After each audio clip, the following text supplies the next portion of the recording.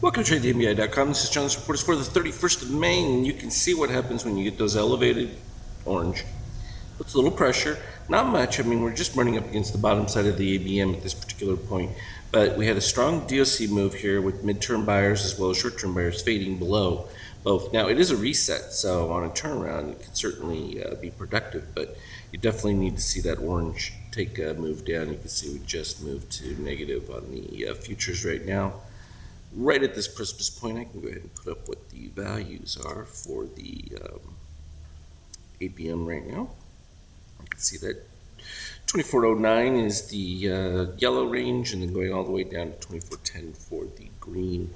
And this was sort of that battle that was taking place once we had the resurgence coming back off of ending the whole worry about Comey and the FBI thing. Like, all that stuff seems to be fading, as it looks like there really isn't anything there in any of it, and it looks mostly just to be partisan stuff. And the real reality is, though, is that Republicans obstructing Trump's moves to get anything done are really more of a concern, I think, at the market is going to be looking at. The fact that, like I said before, the reduction in regulation will have some impact, but it's not going to have the profound move that he wanted to see as far as lowering taxes, which really would have stimulated things. And so obviously the Fed had that figured in their calculations, but they can't really get too aggressive here, because now, with nothing happening from a congressional standpoint, if they get too active with interest rates, they could really send things into a spiral very fast. So you can see the divergence. Higher shakeout here, the lower one, not a problem if this continues to start moving up and the shakeout continues to rise. It's when this shakeout starts to stall here. Now that you're above 13.5, it's already a negative. The only benefit is the steel complete reset that gives it any strength. But the last time we had it, I mean, we started this decline here in the first place. Fortunately, with that reset, though, it also bounced back very quickly. That's what we're seeing right here.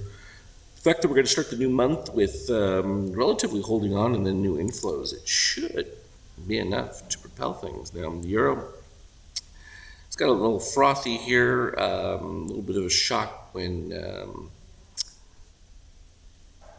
latest polls have Theresa May's Tories suffering. That actually should help the euro, because that would slow Brit exit and keep things pretty much status quo, which is going to be net positive for the euro as far as gain to the dollar, and also with the U.S. not pushing forward with any of the reforms means that there's no real impetus to fade the euro. And bonds, of course, say that's an indication here with this continued rise. I mean, we're way ridiculous. This is a flight to safety.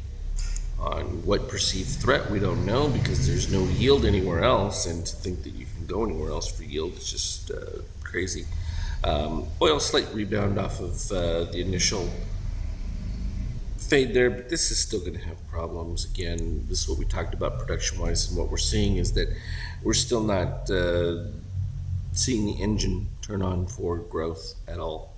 But gold still going to be more of a safe haven, because I think there's still, in the view of most, more appreciation capability available there should things start to pop up. And you can see how dreary the day's action was. It was to the downside weak, and I pointed out this one, and this is a good thing to notice, that when we did have the orange dips below the red, we all had them with steel approaching the 7.5 range. And every time that happens, you're going to get a little bit of a bounce, but it doesn't tend to have very much. And usually when you get a DOC sign moving above, is usually when you see a breakdown, or even the orange breaking across. Didn't produce much of a decline, because we really didn't see much of a range, but this was a problem that was going forward. Even like on this most recent one right here, this dip below, sort of a de facto one with rising red, but again, with this steel all the way up there, not producing anything. I mean, it shot up briefly for a little bit, but faded quickly.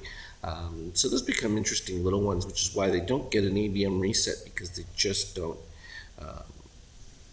create the most fantastic buy situations, particularly from a short-term standpoint. So bear that one in mind. It's always good to see those things, and all the little adjustments that take place within there. I'm still working out the final kinks on changing out the short lines to begin to follow with the long short algo test here that's been working quite nicely. That is the long and short of it. Indicators will go out at the end of, at some point after the market closes. That way you'll be all set for the 1st of June. So if you haven't sold in May to go away, then it'll be a good opportunity to get in there and get ready for a little more volatility. I think that we're going to start to see, because some of these players are going to want some action, because this hasn't been enough to really generate enough return. And when you have that kind of situation, something's got to break. And the direction, well, that's where we're going to be relying on our daily chart and seeing where things are at with regard to that. At this particular point, it looks more negative than positive, so you've got to expect that any breaks below the yellow ABM here from a daily standpoint, definitely to the short side, without a doubt. As always, trade well. We'll talk again later.